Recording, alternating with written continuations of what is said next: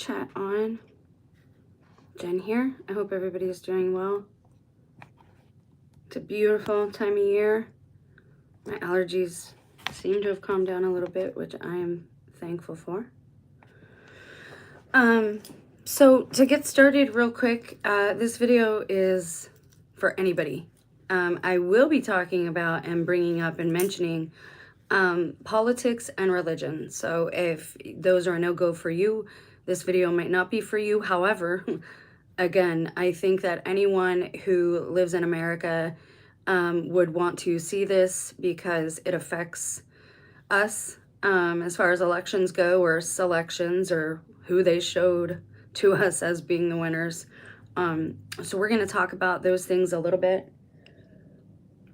Oh heavens, I do have notes. Excuse me. I know that sounds weird. I'm not an actress and all this stuff, and I don't have sponsors, but when I journal and the Lord is putting something on my heart to talk about, and I try to be obedient, and I wrote down some points so that I would not forget the things that I wanted to talk about, the things that I wanted to bring up. So now that I have that, anyone, again, who is a citizen, I believe, of America, should be able to at least maybe learn something new from this video, but also we can talk. Let's open a dialogue. Let's discuss things and how we're feeling about this, because I want to talk to you about something. And I will show you the header for it because I am still playing with my setup. Please forgive. But I want to test things out depending on who's here, who's not here, and all that type of thing. Hi, how are you? The Gray Wolf. That is such part of my testimony. Let me show you something. I'll show you something. Okay, so this is what we're going to talk about first. This is from the New Arab, and it is the Mamdani effect. Meet the Muslim and Arab Americans who also won in U.S. local elections. So, again, even if you're not into politics, this does kind of affect you. And once upon a time, they said all roads lead to Rome because the church was an institution that was honored, or people at least looked up to. So we're going to talk about how that's going to affect us as being citizens of modern day America. So I will include the link for this one. I did not have it right away to transfer it to the phone.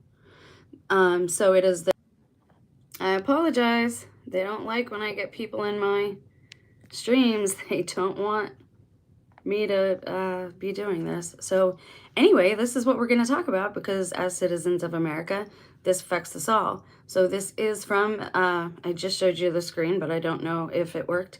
So it is from the New Arab, and it's regarding the elections yesterday. So I will read this to you. I will include the link. I also have one of the other links already in the description box. So it says, Zohran Mamdani wasn't, and now, again, I'm leading into something here. We're talking about this because it is all-encompassing. And we're going to talk a little bit about politics here and a little bit about religion insofar as how this affects us as a society, as American citizens. So it says, Zohran Mamdani wasn't the only Muslim and ethnic minority politician to win in Tuesday night's multiple elections in the U.S. A host of other candidates claimed victory on the 4th of November. So now they're going to go through a list, and this is what I Google searched, how many Muslims won in the elections, only because, again, I actually call Muslims my brothers and sisters naturally, because we're all creatures of God. But our doctrine is extremely different, and we should be able to talk about that without coming to blows or threats of a holy war. And that's what I want to talk to you about today, is the threat of a possible holy war. And I think that's what all of these paradigms are driving us towards, different stalls, so to speak, for this quote-unquote holy war that they want to instigate. So let's go through the list of all the Muslims who won American elections. And again, America is a Christian nation. You have to understand there is divide and conquer. And a lot of people on YouTube and on the internet have been pushing Christmas is pagan. If you look at the people pushing these things, they are all from the same demographic, and most of them are probably Muslims. They want us to willingly just give up our culture and our faith, okay? And again, this needs to be something we can talk about without worrying about coming to blows. It matters because our nation was founded upon morals and principles that are biblical. And with all of these Muslim people winning, you might think that that's a good thing, but in the long run, because of our culture, because of how you've been raised, because of how I've been raised, because of our faith, because of all these different things, this is not going to be tenable if they hold true to us being infidels. And you have to understand, we're going to talk a little bit about chess and strategy here. They're trying to get everybody into a stall. Because what the enemy wants to do, the enemy of humanity, okay, so this does concern us all. What the enemy of humanity wants to do is have us all kind of pick each other off first, like lines of pawns in a chess game. If we all pick each other off first, then all it has to worry about is those who are left, those stragglers who got through. Well, they'll be whipped into submission by that time because they'll be sick of seeing everybody else fight, holy wars or political wars or whatever the war may be for that specific paradigm.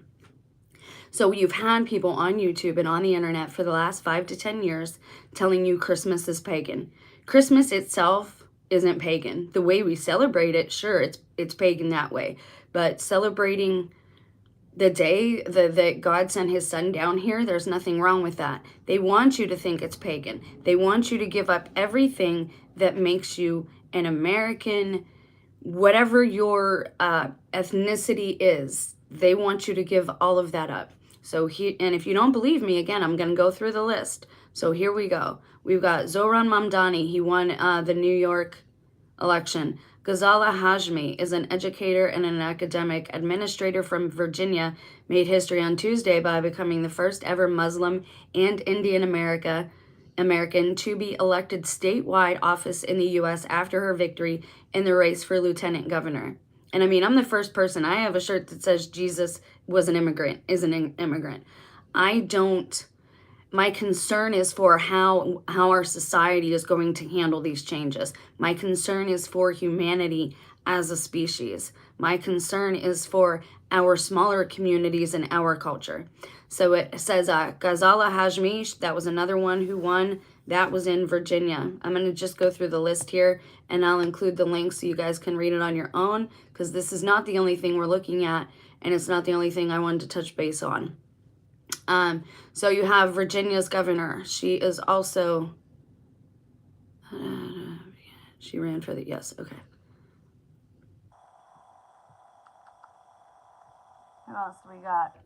In Minneapolis, rising Somali American politician Omar Feta may not have won in Tuesday night's election, but no outright majority was secured, meaning the race will have to go on to a second round. So you have that. In Minnesota, the candidates with the fewest, okay, so it's telling you how the elections work in Minnesota.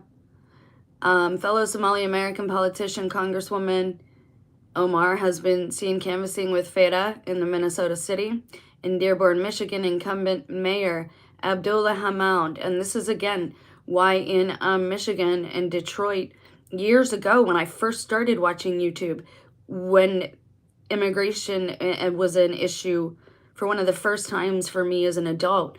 As far as I understand it, Michigan has been Muslim for a long time now. But the men were going to shopping centers with the women and children. People were trying to take the women and children, American women and children. So these orphan trains, this trafficking, all of this stuff is all tied in to the politics and religious paradigms too, unfortunately. Okay, Boston suburb. Boston also hosts the Satanic Temple. That's where that is. Boston suburb votes to divest from Israel. Elsewhere in the U.S., the Boston, and I'm reading a little more on this section because of the number that's thrown out to us in a minute. Elsewhere in the U.S., the Boston suburb of Somerville voted to divest from Israel, with 55% of voters agreeing to a non-binding measure recommending city officials to divest from companies that, quote, engage in business that sustains Israel's apartheid, genocide, and illegal occupation of Palestine, end quote. So that's what they said there in Boston. 55%, that's interesting, that number. And for those wondering, yes, I do try to be vegan these days. This is oat milk, and I love it.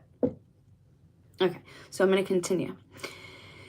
In Somerville, it became a stronghold of pro-Palestine activism this year after Turkish Tufts University student Ozturk was detained by Department of Homeland Security. So again, all of these little incidents that you've seen across the nation the last few years, all of the people in local offices, American politics, I've kept up with all the biggest cities, all of the people resigning from their seats and just kind of giving them up or selling them, or however you say.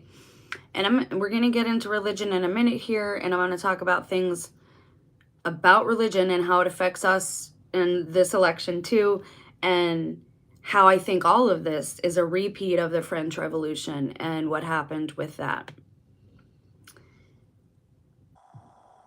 So that was just a few of the Muslims who were elected into office. Now, again, tie that into the immigration issue. Think big picture. Now I'm going to switch gears and we're going to talk about religion, and then I'm going to bring the two things back together towards the end of the video and talk about how this works together. So we are at Vatican News now. The source is linked below in the description box. This is Doctrinal Note on Marian Titles. Okay, so I'm going to give you a breakdown real quick of what this means to me, and then I'll read the official release from the Vatican. I'm not a seminarian. I'm not a theologian. I'm not a religious professor or expert in any way, shape, or form. This is my opinion as being a cradle Catholic and being a revert, called back to, I believe, the universal church, which did start as the Catholic Church, but I do believe there is a counterfeit of all things of God at this time. So anything that God made or created, you can bet that Satan in his paradise island has a counterfeit or a forgery of the real thing, a mock-up, right? A fake. So I'm going to tell you what I think this means. Now, Mary in the Catholic Church, and again, this is a little bit about religion, but it affects all of us. And you're going to say, well, why does this affect all of us?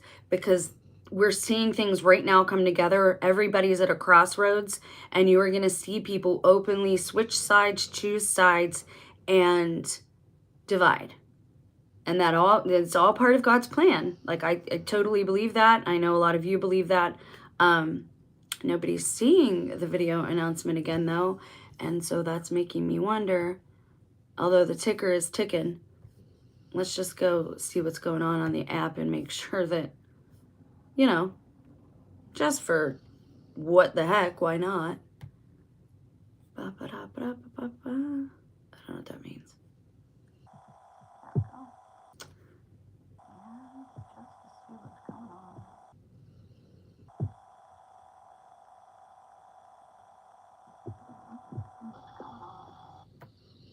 Cool. Okay, I had to check. All right, so I'll give you guys a breakdown insofar as my opinion on this. And again, this affects everybody because all roads do lead to Rome, or at least they used to. And when Rome switches gears, that is something to watch. And again, I believe this has a lot to do with what we're seeing in the Muslim world at this point in time. So Mary in the Catholic Church has a few different titles. What are titles? Well, let's talk about that real quick. Title is like mother, father, those are titles. Son, daughter, title, sort of. Those are more generic. A title could be queen, could be lord, could be queen of the heavens, queen of the stars, king of the earth, king of the universe, okay? Titles, a variety of titles. Anyone who reads the Bible seriously understands that God goes by a variety of different names. They try to tell you it's all these different gods, but let's be clear, there is one God. We might not all worship that creator, maker God, but there is one God. The other ones, the little g gods, and us, we have free will and we're sovereign over our own self, but we're not sovereign over this whole place like the creator maker is, all right? So Mary has a couple of titles, and the Vatican released something which is just a verification, a clarification on one of her titles. The problem with it is the timing. We just had all of these Muslim people, and again, I mean you no disrespect. We're fact speaking here. This is what we're doing, is talking facts. We had all these Muslim immigrants, and we have some of them who are radical, who want us to change our ways, though they came to our, country, nation, whatever. And again, I'm all for immigration. That's not a problem with me. My problem is anyone who tries to force or manipulate anyone else into doing things that they don't want to do. If you force a conversion on a mass group of people, you're only going to get them eventually to turn on you. So we're going to talk about chess and war strategy and religion right now, for anyone who's watching or decides to watch. All right, so you're seeing what's going to happen is all of these different crossroads are going to meet. And the paradigm at this point is they're trying to divide and conquer, right? Because if the king sits back and he lets everybody, how about an instigator? Let's play it that way. Let's say you have two nations against each other, and this nation wants to come in and take all of the one nation. Like say you have USA against Russia, right? And USA and Russia are beefing. They're not getting along. But let's say that Russia doesn't want to be the one to fight the war. They don't want to lose men. They don't want to lose resources. So instead of fighting the USA itself, it instigates. And it gets the USA into a fight with another nation, like China, Iran, Iraq, Israel. Pick one. That's what you're seeing in the religious paradigm world. And trust me when I tell you politics is a religion, it is a cult. That's how America was started, was by the religion of politics, of the cult of politics. So you had all these Muslim people win, and the day after that, you had the Vatican release this. This affects us all. So even if religion isn't your thing, this is going to affect you. So Mary has some titles, and one of her titles is co-Redemtrix and co-Mediatrix. Co means in cooperation with. She consented to cooperate with God's salvational plan. Therefore, she is called the co-Redemtrix. I'm going to keep this as simple as possible. Again, I'm not a theologian. I will read from the link that they put out, the announcement they put out in one moment. It does not mean that she is also a redeemer. It does not mean that she is the redeemer. It does not mean that she is the savior, okay? Let's be clear about that. That is what is not being said, all right? Co means in cooperation with. She consented to the plan, cooperated with it, with God's plan of salvation. Why does this affect you even if you're not religious? Because not only did we see those elections with all of these Muslim people win, and then the next day the Vatican releases this, but the Vatican also recently made a prayer room for Muslims in the Vatican. I can actually kind of understand that. It's being hospitable because the Vatican houses all of these historical texts and documents, and they are very serious about their religion. When they want to go read these original texts and they're not allowed to check them out like at a library, they go to the Vatican. They're not opposed to that. And so the Vatican has set aside a place for them to pray. That's me being, diplomatic. And again, I'm not political. This is not about that. It is only about that insofar as how it affects us as citizens, our nation, and us as a species, as humanity. Okay, so now that we got what that means out of the way, in cooperation with, she's not the savior. She is not the redeemer. She cooperated with God's plan. It happens to be one of her titles, just like princess, queen, lord, trollop, whatever. It's one of her titles. And I'm not saying those are her titles. I'm using those words as an example. So this is what the Vatican put out, and why this matters, because they released the news about the Muslim prayer room. We had the news in our elections about all these Muslims winning. We've got the immigration issue taking place. And I told you that in 2019, the lockdowns were actually happening because we had already been infiltrated via a Trojan horse and they had already taken over our government. We just haven't found out about it yet. We the people. It's actually nice that it's went this long and you haven't seen all-out war in our streets yet. So here we go.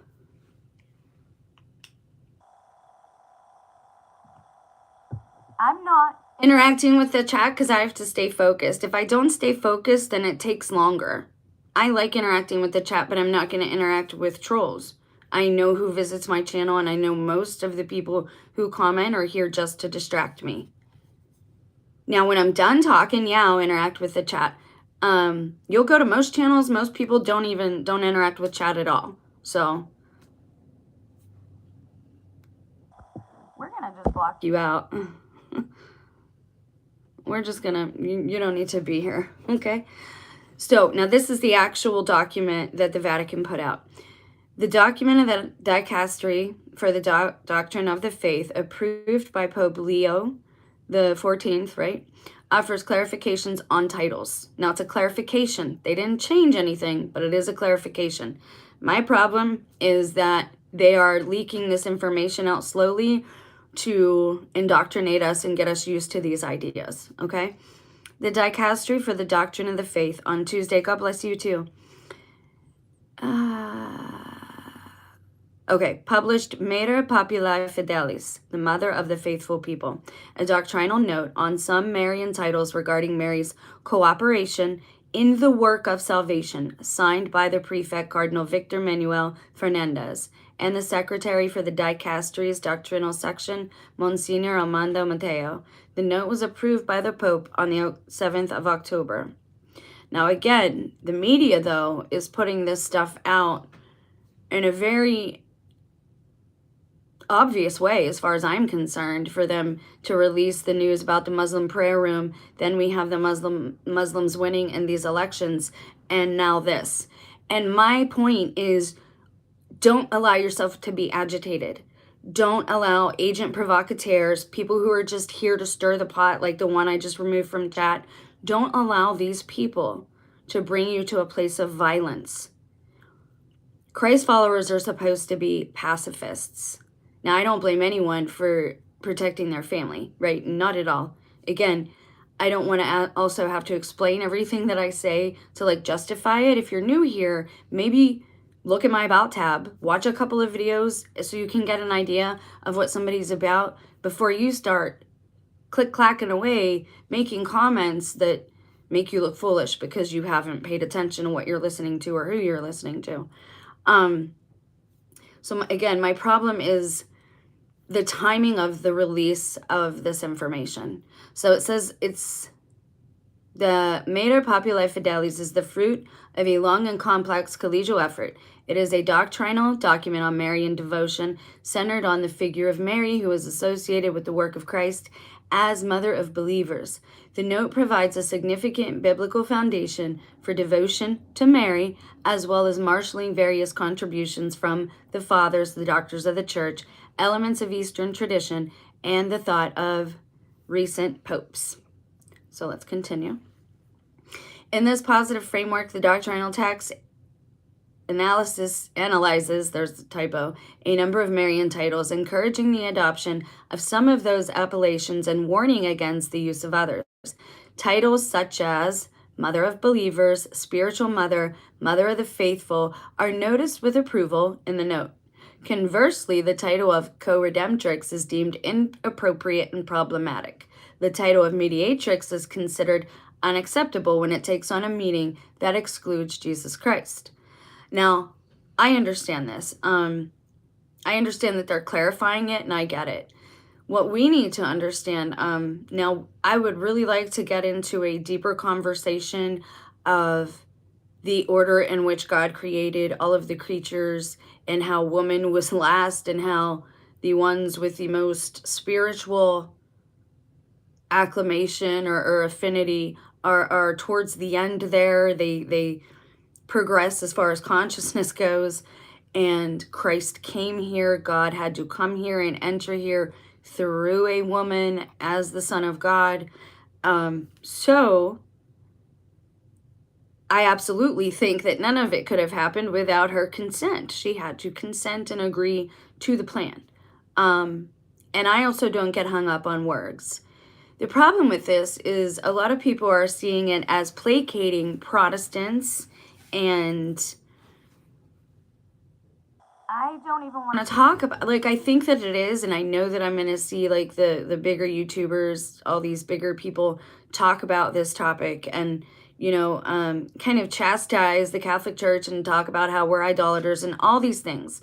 First of all, if you're going to make judgments about a group or a person, it's best to get some inside information yourself before you believe things from the outside that people are saying, because usually those things are wrong.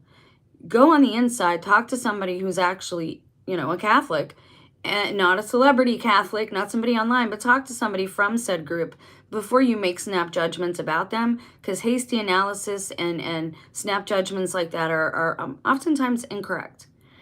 Now, again, I see this as being the Freemasonry plan from the French Revolution is now in modern day America, and by them releasing this information right after the Muslims won a lot of majority votes for the Democrats, and also right after they announced about the Muslim prayer room, what you're going to see is they want all of these different groups fighting. They want pretty much everybody against Catholics or fighting with Catholics, because they want us to, and I've been in an abusive relationship, several of them in my life, so I kind of have an idea of how this works. They want to chastise us into acclimating, assimilating into their ways. They want to chastise Catholic people into assimilating and behaving in the way in which they think we should behave. Now, I do believe that our society has some basic tenets, and we should agree on those principles and morals and values and ethics, like don't steal, don't cheat, don't kill. Pretty simple things. You don't have to be religious to understand why those things are bad for an individual, a family, a community, and a society, right?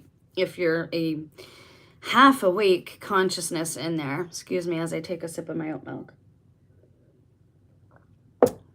Okay, so they apparently, now again, I don't know any, this is what God has revealed to me, is that these things are going to coalesce, right? And if Catholics don't assimilate, then you're going to see a holy war, which you're probably going to see anyway. You have to understand that the Antichrist, or the king of this day, wants to see this. He will let all the other groups fight until there's only a few stragglers left. And then they either have to get welcomed into the fold because they've watched everybody else fight a war and they're exhausted, so they decide, I better assimilate or I'll end up like those guys.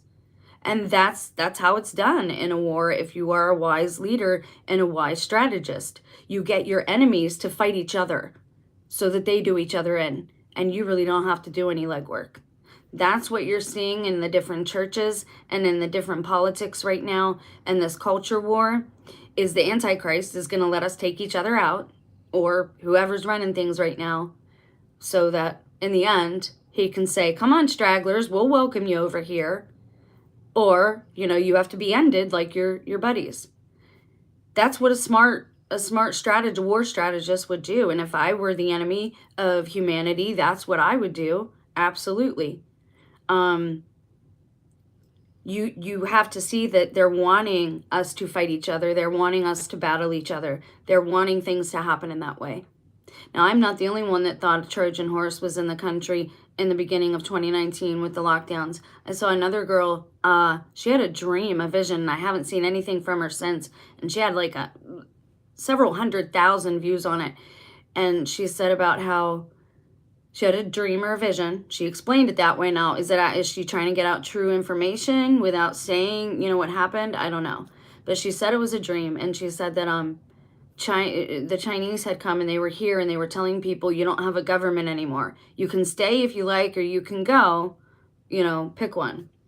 I think we're going to actually see things like that happen. Now, I have a couple notes just to make sure that I didn't forget anything.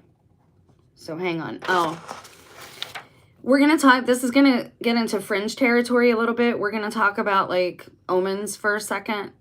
If you're not into that, I understand. The rest of this video might not be for you. A while ago, I had a dream, and I did post it about Mary being in the rose garden at the White House, and about her cutting herself, and she was bleeding in the garden of the White House. I believe totally that that dream was prophetic, and we're going to see it take place. It is taking place behind the scenes already, but you're going to see that. When Erica Kirk held out the rosary, that was what she was saying, is like, hey, that's where we're headed.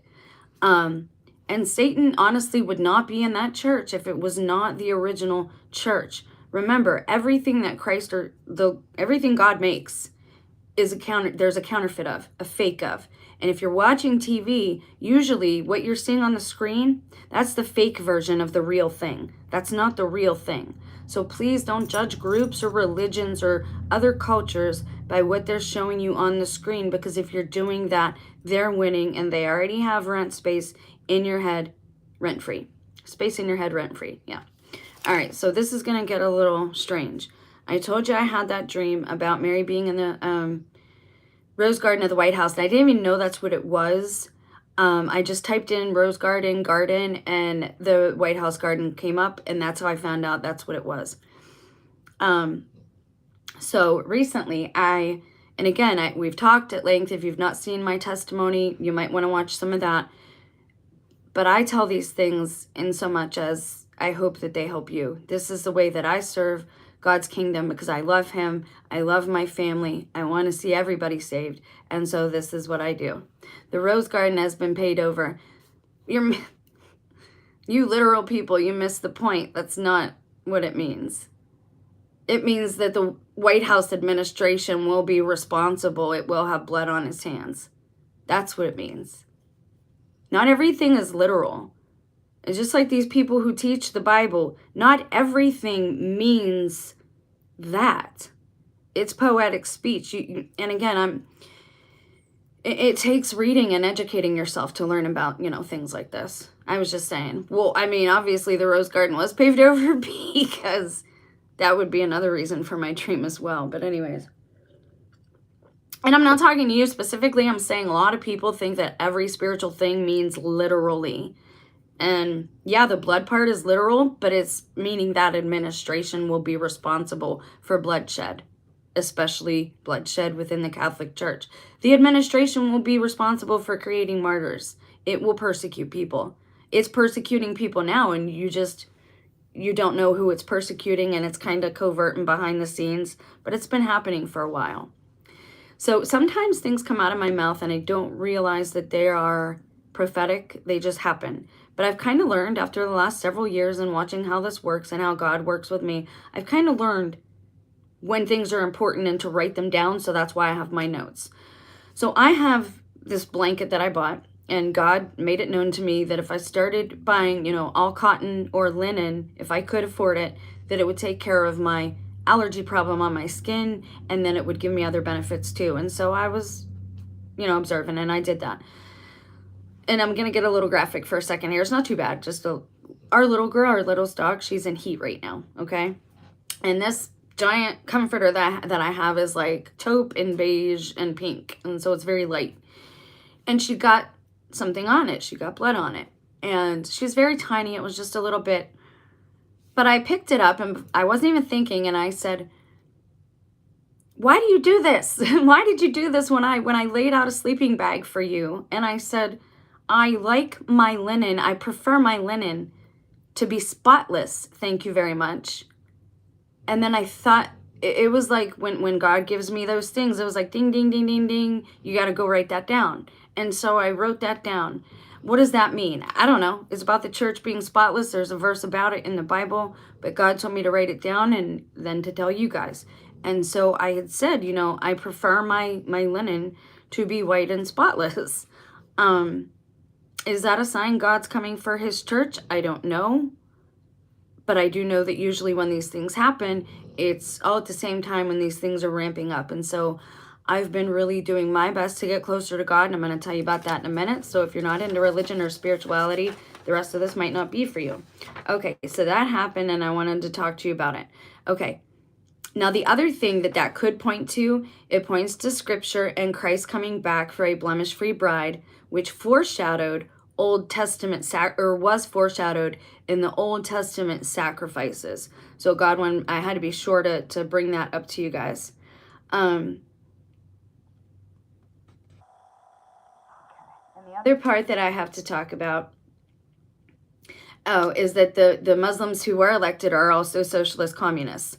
You have to understand, socialism is just communism rebranded. And again, this religion and politics, this conversation affects all of us, whether you're religious or not. Now, the Antichrist, the actual definition of that means in place of Christ. The definition of Pope is in the place of Christ. Is the Antichrist a Pope? Is he going to be the Pope? Is he every Pope? Just hang on. Or is it a Muslim? Because that is called the religion of peace. And we know that when they say peace, it means war. They say peace and safety. Watch out, because something's going to happen. Okay? Either way, no matter what way you look at this, and I've given you a couple examples through this last half hour, it means persecution for the Catholics especially, but then the Christians and then any independent thinkers, you too. What you saw in 2018 was they go for the vulnerable first. They went for the elderly, just like in New York. Cuomo didn't pay a price. He still ran for office, even after all them elderly people allegedly dying at those nursing homes. Then they come for the disabled, the infirm, people who can't care for themselves. All right. And then they come for the very young and either give them to new parents or make a resource of them. This is how war works. It's not clean. It's not pretty. So this is what, in my best case scenario, I would see a line of dialogue open up between Muslims and Catholics into whereas we have a mutual respect for each other and that allowing each other to observe our faiths without killing each other, without ending each other. We should be a civilized society and not quite so barbaric anymore. And our whole society, the whole system is built on blood and death. And then we point fingers and blame the houseless for being houseless when a lot of people, and myself included, we don't want to be part of a wicked, corrupt system. We want a system, and it's not going to be perfect, obviously, but most people want a system that the investment that we're giving, the blood, sweat, and tears and the years that we've given to the system has not paid off remotely. And in fact, most of us are in debt up to our eyeballs. Tell me how that makes logical sense that we should continue doing the same thing over and over, expecting different results. Is that not the definition of insanity? Now, as a French person, it breaks my heart to say that this is what you're seeing. You're seeing another attempt at entering the Bastille. Anyone that has a royal title or who is seen as an elitist is in danger of having their head removed from their shoulders. And so, again, this is why I believe that the people we see on the screen, they are proxies. They might even not even be real people. They might not be on the earth anymore. I don't know. But they are proxies. Why? So that the rich and powerful and elite, and remember, the real wealthy, they don't wear name brands. Most of their stuff has nothing on it. They're not flashy.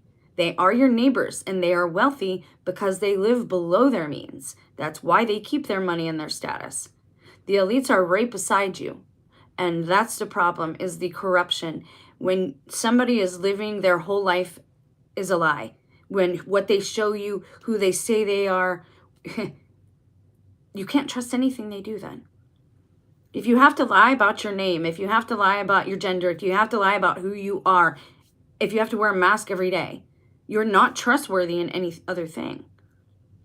And that's just how it is.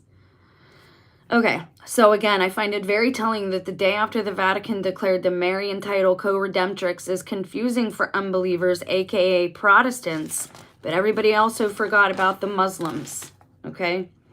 And that in this same 2-week period, the Vatican also announced that they opened a prayer room for Muslims. And again, I get it. Like, I can understand these things, right? The problem is people gloating and thinking that it means something that it doesn't mean. It doesn't mean we've changed doctrine. Not at all. Dogmas are things that can be changed. Dogmas should evolve over time. You should start to, like, if you see you've made a mistake in your religion or faith, you should be, oh, we messed that up. We better go fix that, right? Dogmas can be changed. Doctrine, like heaven and hell and Christ being the Savior, those things cannot be changed. If you change them, it is no longer the same religion. So all I'm asking here for, none of us are our ancestors. None of us are the people who enslaved each other. None of us are the people who forced conversions on each other. We saw what happened in the past. It did not work. Massive groups of people have died in the past because of these issues. I knew growing up that there was no point in getting into a serious career because I knew that this society wasn't tenable. And I was a kid then. And I knew that I would see and I might end up being a martyr for my way of life and my faith because my mouth is too big. You can't shut me up. When I think something's good and when I think something's lovely and I want to share it. Everybody should want to be saved. But I'm not going to go up to Muslims and try to force them to convert. And I would appreciate the same respect from them as a human person. You might not like my religion, you might not even respect it. But as a human person, you'll see that we have far more in common than we have different. So to wrap this up in a way, oh, and I'm gonna cover one more spiritual thing because I do have time. I'm within my hour. I'm being very disciplined in my scheduling right now of my days to ensure to prove something to myself. I need to prove to myself that I can still commit, that I can still be on time, that I can still, do certain things and live up to my own word. So I'm giving an hour of my time and hopefully that's enough and I won't ramble. That's another reason I'm not really in the chat a lot. I love being part of the chat. But I also want people who come to watch afterwards not to be like, oh, she's yammering again, let's go on. Okay, so co-redemtrix is not equal to, okay? It just means in cooperation with. We've got that. Now, you had that on 11.3, the doctrinal note was released. 11.4, you have several Muslim Democrat communists who were elected, okay? I see this as another French Revolution thanks to the Freemasonic agenda. What can you do? A lot of people aren't going to like what I say. It's very basic stuff. When you do something that is good for your individual soul, you are creating a ripple effect or a butterfly effect within your own energy, which is really cool to watch happen, by the way, because we watched it a lot on this channel. Okay, so you can be kind when you're faced with hate. You can take the time to listen when someone is just trying to explain to you what they do believe if you have some preconceived notions or misconceptions. Take the time for your family. Take the time to stop scrolling. Take the time to be active and present in your life and in your family's lives. A well-balanced individual ripples out. Everything they do, everything they say, that's good for the family. That ripples out and it's good for the community. That ripples out and it's good for the species. Take the time to pray. Take the time to examine yourself and see, are there things I need to change? Are some of my beliefs wrong? Do I need to adjust my own dogma?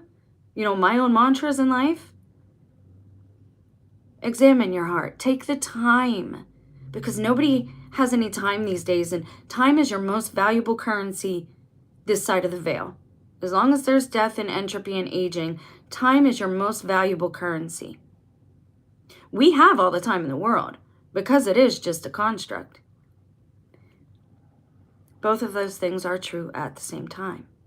What I've been doing to be more disciplined and to prove to myself that I can still commit and that I can still maintain a schedule, I've been doing what's called Liturgy of the Hours. Hold up, I'm not done. You don't have to be Catholic. You don't have to be Christian. I just want to explain to you what it is because it's actually quite beautiful, and it's a part of 3 huge religions.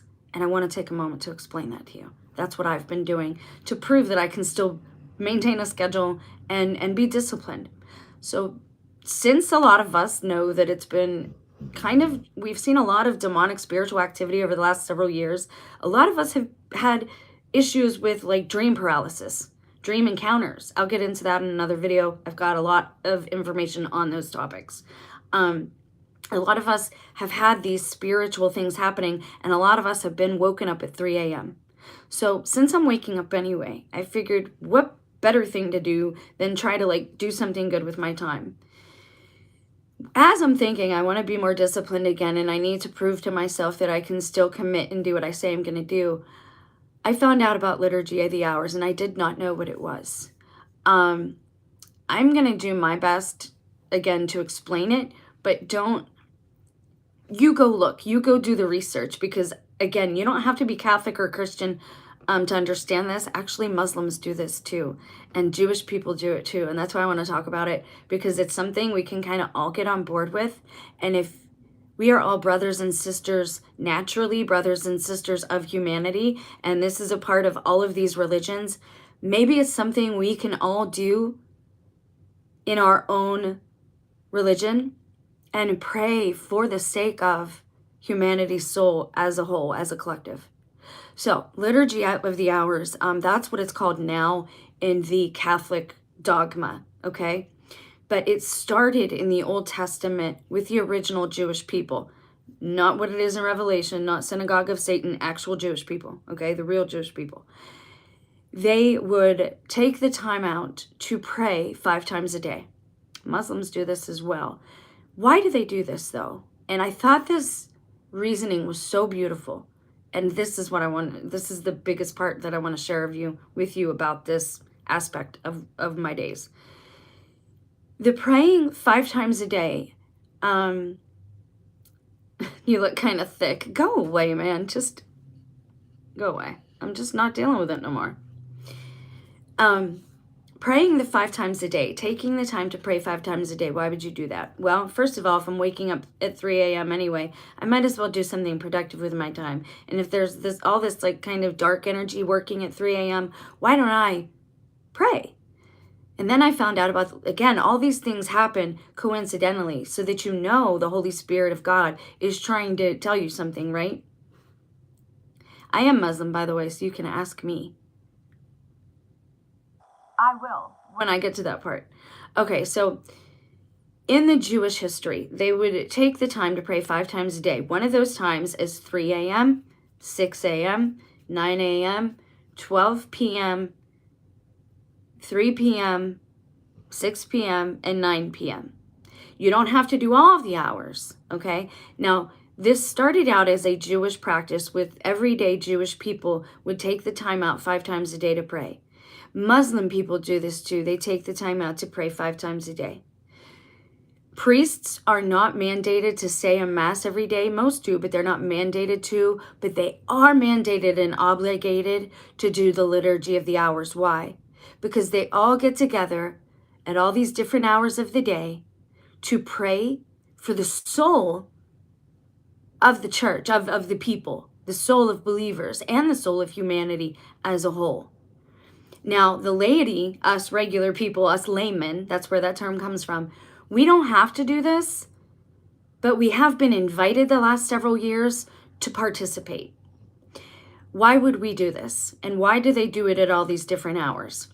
If you go through the different hours, and this is one of the side effects, one of the fruits of this, is that if you don't have your Psalms memorized, you will start to memorize them by going through this. It is basically, you're going through all 150 Psalms, I think that's right, in a certain amount of weeks, right?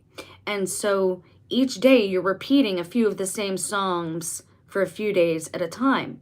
And so not only are you praying, you're taking the time out of your day 5 times a day to pray, and it only takes a few minutes, like 5 minutes. It's not long at all. Not only are you doing that, but you're also memorizing the Psalms as you go along. But why are you doing this? Why are you praying at all these different times? And why are you doing it at 3 a.m., 6 a.m., 9 a.m.? Because no matter what, everywhere in the world, somebody at the top of the hour is praying. That's amazing. And not just somebody, like more than several somebodies all at the same time are praying with the same intention. That's beautiful, okay? The other thing, the reason they do this, and this is why if you are troubled by those 3 a.m. wake-up calls, this might help you. You do this because it sanctifies the hours of the day. So you go through the Psalms and you go through the canticles and you go through the hymns because those are paired with it. The canticles and the hymns are paired with the Psalms. And again, it only takes a few minutes at the top of the hours that I already went over. Not only are you memorizing the Psalms, you know, that's a lovely side effect. Not only are you sanctifying your hours of the day now, you're also asking God to sanctify all of your works that day and all of your words that day and all of your prayers that day. But also, if you're getting up to do the 3 a.m. liturgy of the hours or observance of that hour, you're also helping everyone who is experiencing the 3 a.m. wake-up calls or sleep paralysis. If you're waking up at that time and you choose to use that time to pray instead of doom scroll, you're helping not just yourself, but you're helping other people who have had that same issue and problem. Yes, 150 Psalms, rosaries was modeled after it. 150 Hail Marys. Yes, I just reheard that the other day. I just relearned it.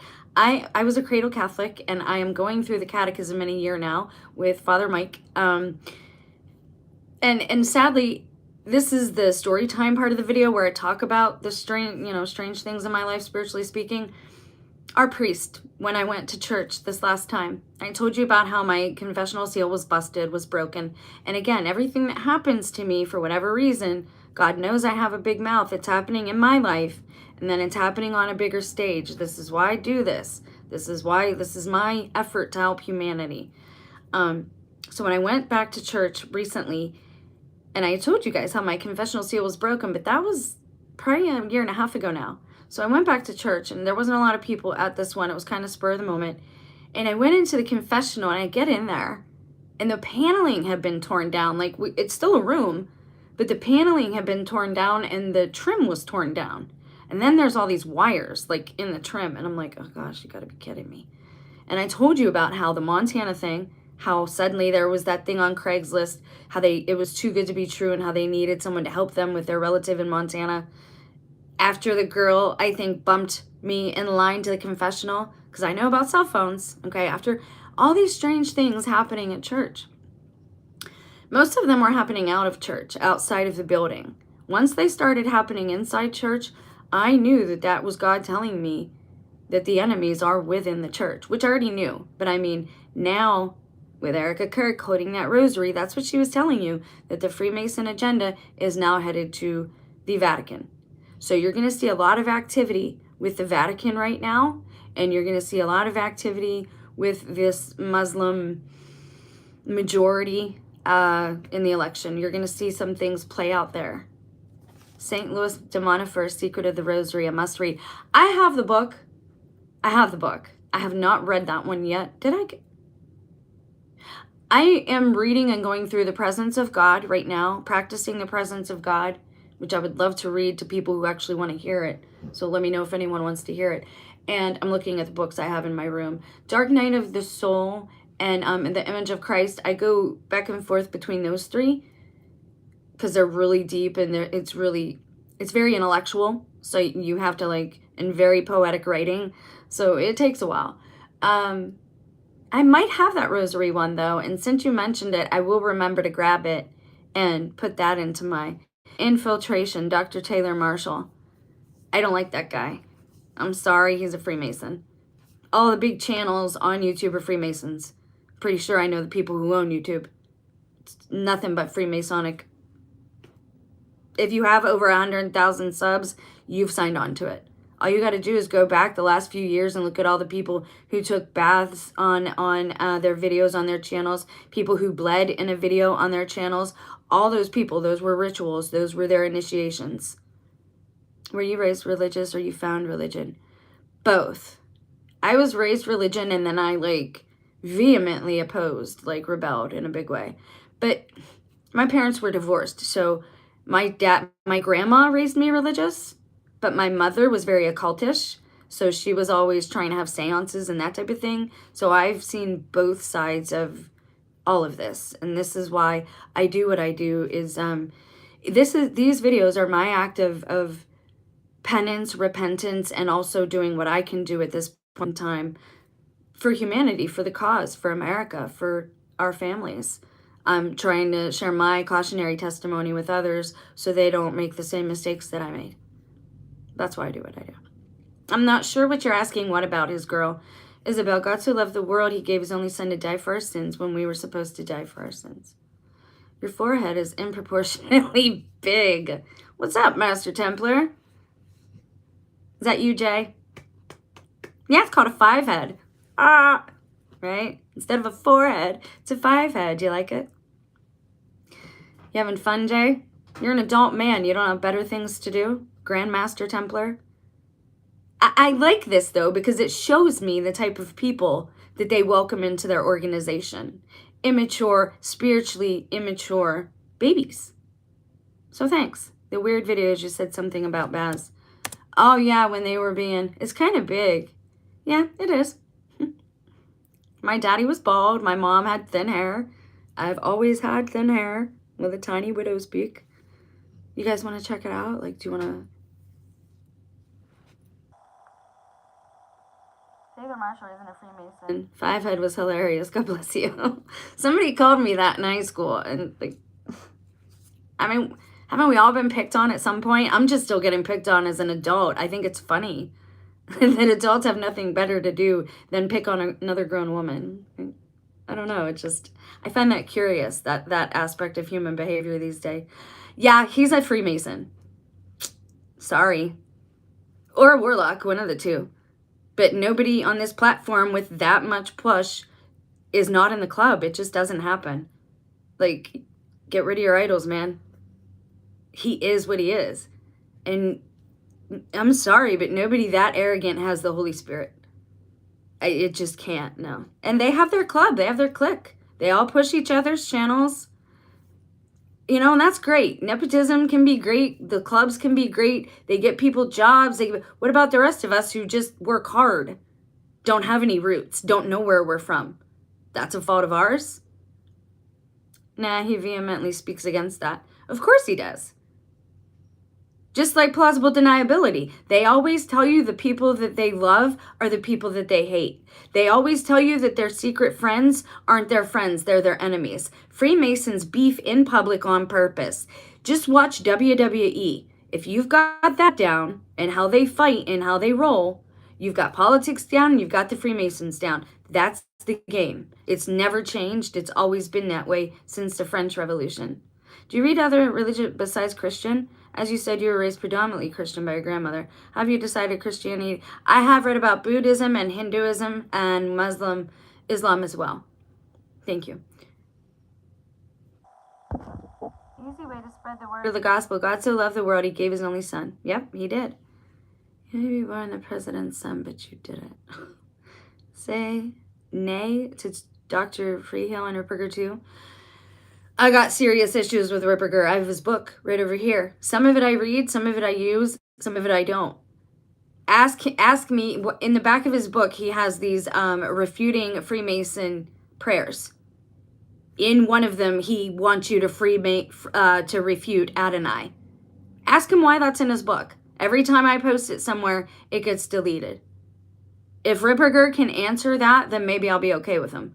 But his book, in one of his spiritual warfare prayers, he is asking you to refute and rebuke Adonai.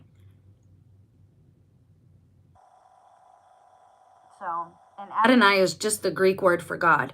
I'm not going to refute or rebuke I'm not going to do that. So if Ripperger can explain why that's in the back of his book, maybe I would like him. He also did something else that was curious. Now listen to this for a second. Talk about cognitive dissonance, because I couldn't decide what this meant. It was just a little bit of eyeliner. Sorry. It's just a little eyeliner. You gonna crack on that too? Like, it just never ends with people. If you're grown, man, just be grown. Be grown. Can you show me that? Adonai is Hebrew for Lord. Exactly. Can I show it to you? Can you hang on a second? I can grab the book for sure. I'm really accommodating to people when they're, you know, kind.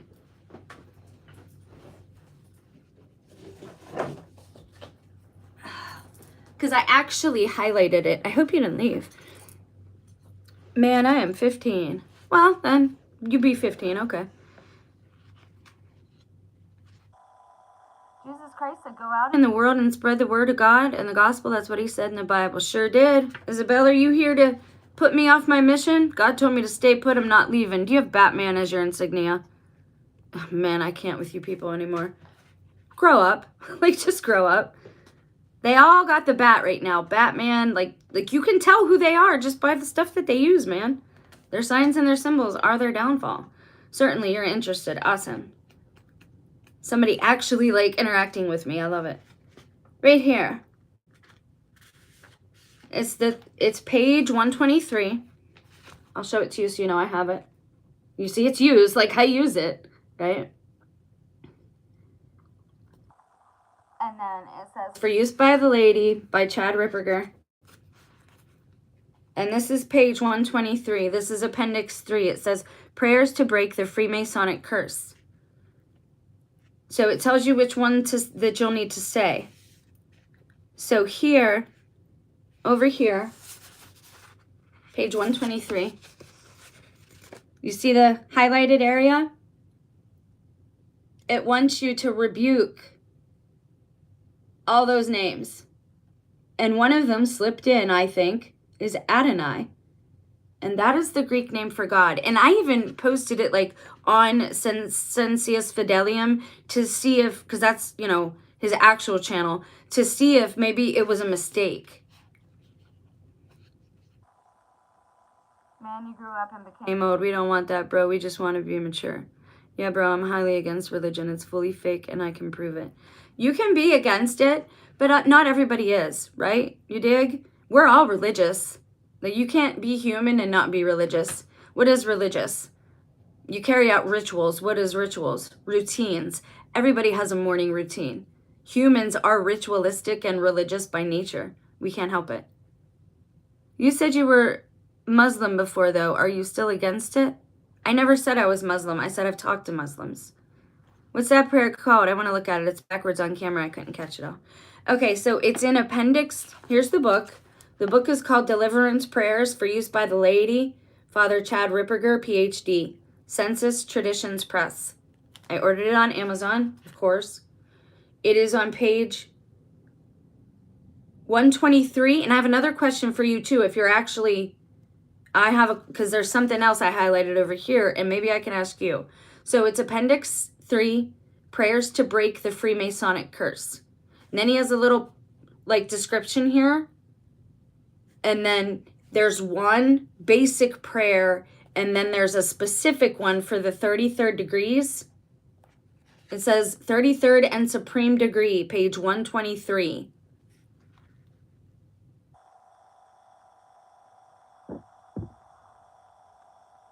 You don't know? Oh, I know. I know. You don't know. And I got you. I got your number. I know exactly what that means. Freemason bullshit. Anyways, right here on the page before that, where he's asking you to rebuke Adonai, it says right here, I renounce and rebuke Satan. I thought we're not supposed to do that. If Saint Michael the Archangel said, Lord rebuke you, I thought we weren't allowed as regular people to outright rebuke Satan, that we had to pray to God to rebuke him. So why in this prayer is he telling us to rebuke him? I feel like it's a curse. I feel like it'll curse somebody. Like I legit do. And, the other thing with Ripperger, because I've listened to a lot of his talks. One of the talks that Ripperger was having, and then I got to go because I said an hour. One of the talks that Ripperger was having, I believe that he has a severe form of cognitive dissonance, or again, he's kind of demonized and did this on purpose because he's got the blue eyes, he's got the bald head, he's got, like, he just looks like one of these people. If I showed you the bobbleheads, you'd understand, but that's way back there in one of the old videos. Thank you. I'm glad you did write it down. Yeah, they do worship Baphomet, and most of them know. Like, my family knows, I think. They deny it all the time, but And they abuse pets, they abuse their women, they abuse mothers. That's why you're seeing this attack on Mother Mary. When all this started in 2019, I got an email and said, we are in this together. And then it said, we are in this to get her together. They are after the female. They want to take out the female. They are mocking the female with, you know, the whole gender thing with that debacle. And again, this has all happened before. They've had all this stuff, the gender confusion, it all stopped before. They get a little more info with each degree. Mine, no. Bro. Yeah, because anything you say must be true, bro. Anyways, Father Ripperger also was having this talk, and I've listened to a lot of them. He does have good information in there. But then I started noticing some of the things that he slipped in. For example, he was talking about Mother Mary, and he does seem like he puts her above Christ. I don't like that. I don't think all Catholics do that. I don't do that, but I think he does it. And I think it's put him, he's what he would refer to, what priests call disordered. He is disordered now. When you get that hierarchy in your head, it gets messed up. It skews all of your decision-making abilities, and it skews your perception and how you view the outside world. Does that make sense? I hope it makes sense. So Ripperger was giving a talk, and he was talking about Mary and just gushing over her, and then he switched, and he was talking about another class that he taught, and he said, yeah, you know, some women you just get, he said, he started cracking on wives, and he, you know, again, he was gushing about Mary, about her virgin birth, and about how you have to believe that, but then he segued into this story about pregnant teens and about how he once had this pregnant teen who was 15, and he asked her how she got pregnant, and she said she didn't know. And he said, well, you must know. Mary was 15 when she became pregnant with Christ, allegedly. So was King David when he was crowned king. Ages were different back then.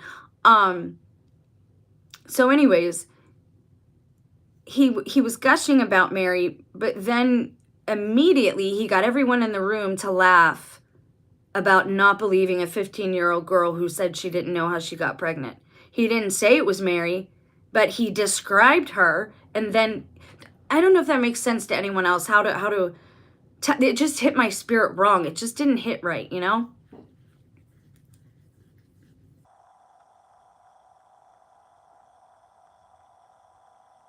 I'm Muslim, by the way. Islam does not force you to believe. It's a choice. What others believe does not affect you. If it does, that's a lack of belief in the religion yourself. True. Good point. Good point. Raven Tell, I like that name. But you're not a slave. Don't you get that?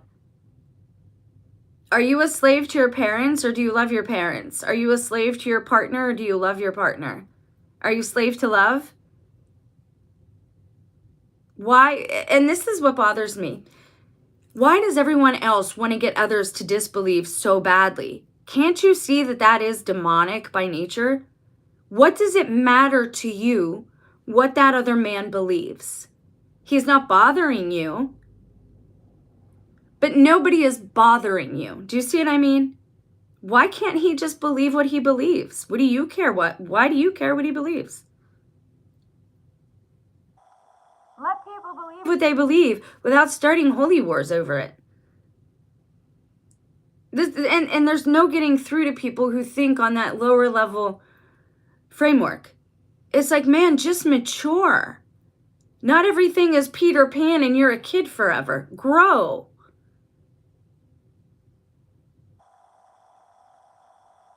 Exactly. You're a slave to God by choice.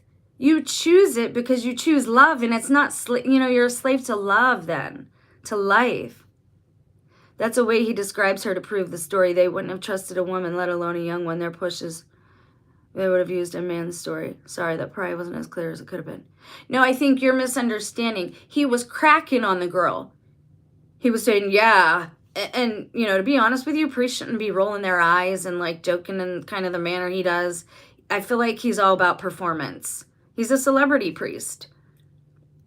And then I saw that in his book, and I was like, okay, maybe my discernment is on point here. Maybe he is not, what he should be. But he was gushing about Mary, but then he segued into like Planned Parenthood, and he was talking about a 15-year-old girl he had counseled and how she's I don't know how I got pregnant. He was calling her a liar and all this. So as people right there said they believed in Mary, he immediately got them to say they would never believe a 15-year-old girl who said she didn't know how she got pregnant. Do you see what I'm saying? I don't know how. I would have to find it and like bookmark it for you. I know what talk it is. Like, I don't know the title, but I remember what it looks like. He's like far away in the left-hand side of the screen. And it's like a darker room with like bricks behind him, of course, dark bricks.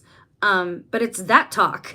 I'll try and find it and like share it and then put the time where he does that up on my community page. Definitely not very unpriestly. I have to look into this. It's bothersome, to say the least. It's bothersome. Okay, so why did innocent... Dude! Oh, just stop.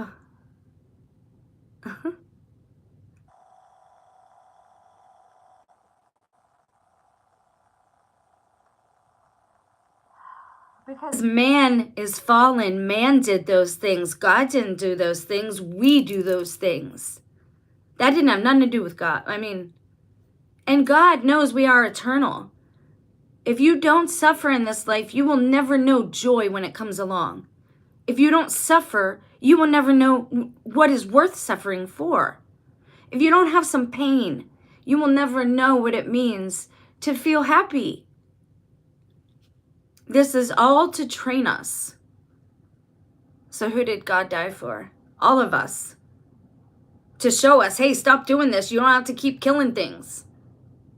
The sacrifice he wants is us as a living, the sacrifice to put down the BS.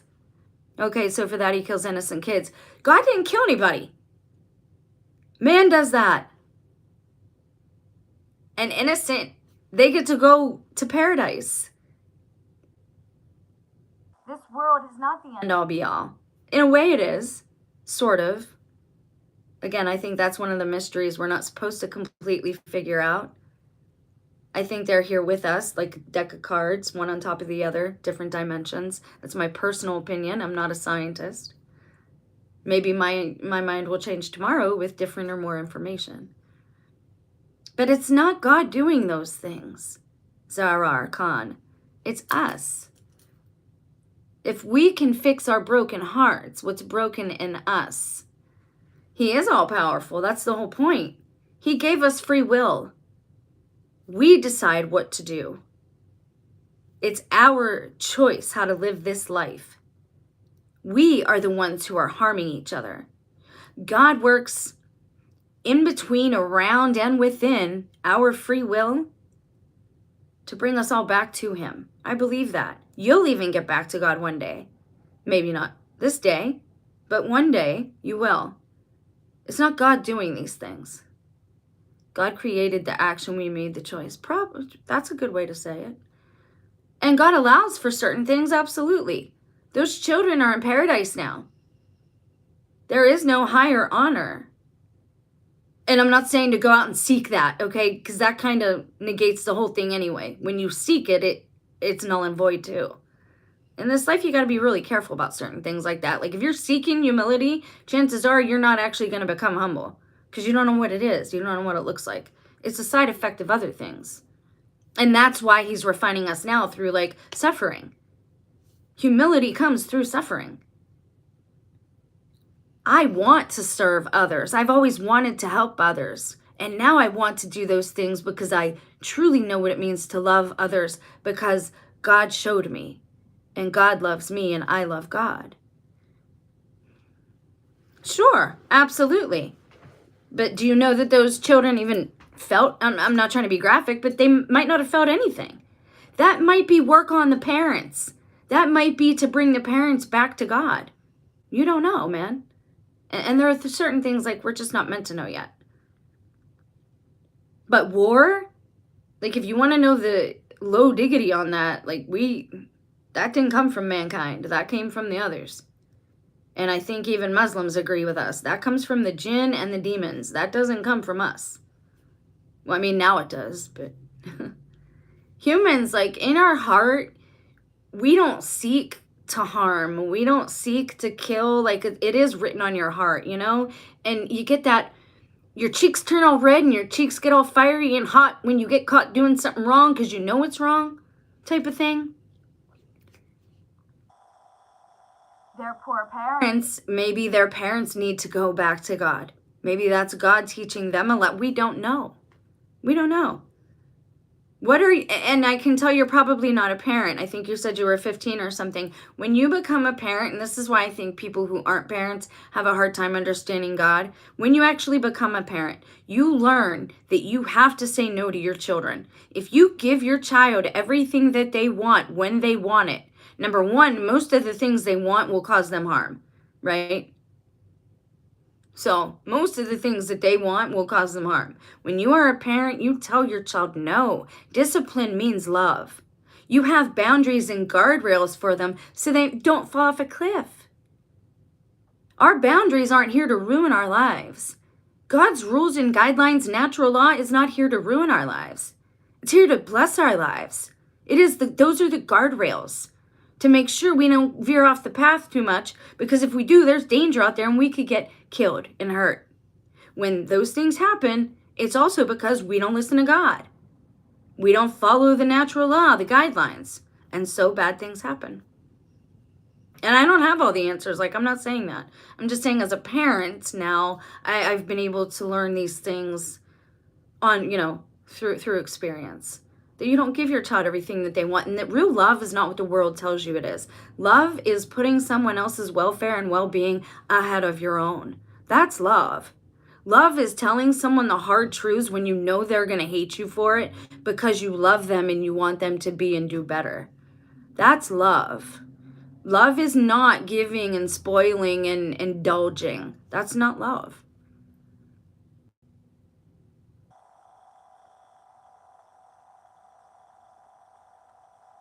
And I'm sorry, if you can't see it yet. And I'm not saying those are good things that happened. I'm saying that we don't have all the answers for why certain tragedies occur. I lost my high school sweetheart at 15 with a pew-pew. And it wasn't a gang related. It was not expected.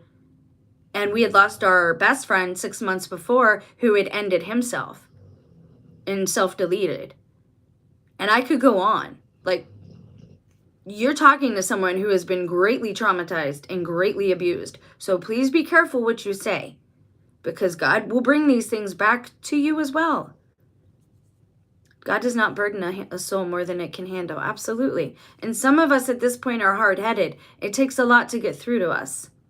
God has special blessings for certain people. I don't think you feel your death as most people think. Death is just a transition space. It's like a waiting room. It's not a destination.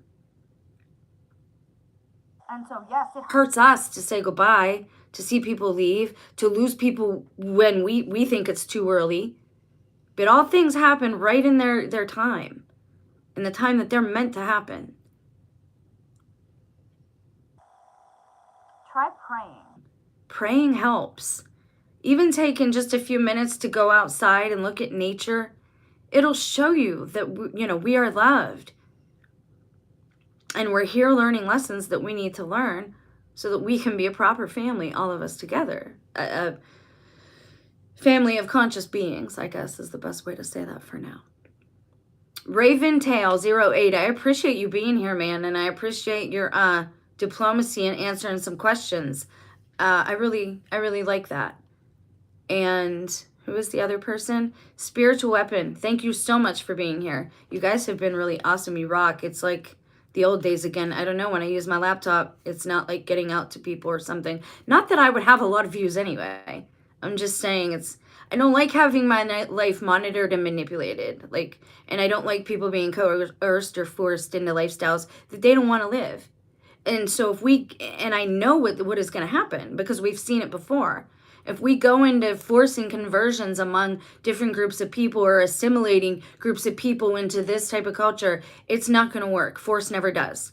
But remember this, the enemy comes with flattery first. He will try to flatter you and buy you out of your current belief or your current, whatever good thing you're in, right? With God at this moment in time. The devil always comes with a bargain first, with flattery, with gifts. Then if you say no, then you got a target on your back. It doesn't pray. I prayed. I only got sadder. I am much better without praying and knowing what's going on. There you go. Thank you, Raventail. There you go. Good job. Good job.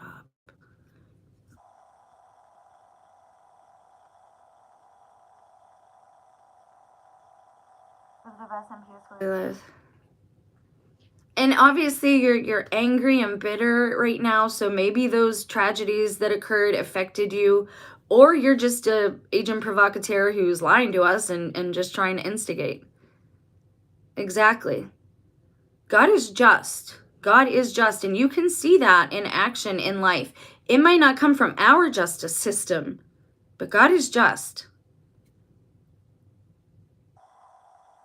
And most of us feel that way, right? When you're actually in it and you're 15, you're like, man, nobody understands me. Nobody's been here. Nobody knows what I've been through. Nobody knows the type of stuff. Nobody knows me. So don't judge us either without knowing us. Don't judge God.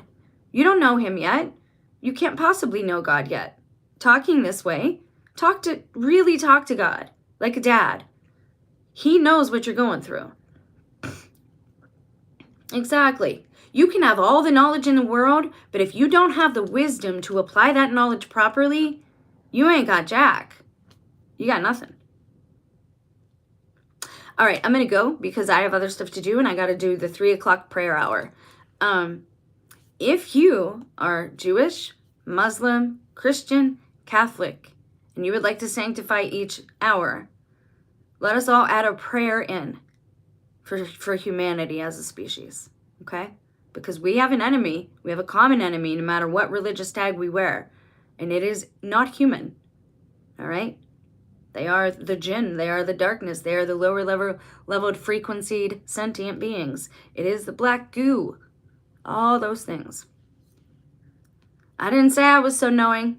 I'm going to bounce now. I've tried answering you. Raventail's doing a good job there as well. We all have a lot to learn. I don't know it all. I don't even know what's on a pinhead. I'm just doing my best to help in what I know right now. Tomorrow I'll know more than I know today, I hope. Yeah, and real work, some of it starts in the spirit. It starts with prayer. It starts with intention and thought. Intentions and thoughts become words, and words become actions. Words become actions. Praying helps. Praying against that stuff does help. I'm sorry that you don't know that yet, but you may soon. You may soon. Be patient with God and be patient with yourself. Because you don't know, you haven't given God a chance, man. You want us to give you a chance. Give God that same chance you want from others. Just do unto others. Give him a chance. Spirits don't exist. We came from our parents. What more proof do you need? I'm sorry. I'm not arguing with the demonic. You guys have a blessed day. Spirit animates the body. Animus. Redemtrix.